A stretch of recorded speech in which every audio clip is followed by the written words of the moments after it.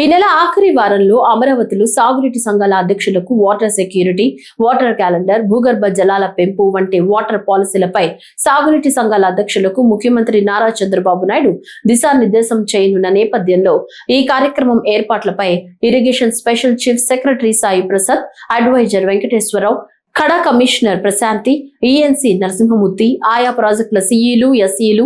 ఈఈలు మరియు ఇతర ఉన్నతాధికారులతో జలవనరుల శాఖ మంత్రి నిమ్మల రామానాయుడు వీడియో కాన్ఫరెన్స్ నిర్వహించి ఆ శాఖల పనితీరును వారి నుంచి అడిగి తెలుసుకున్నారు.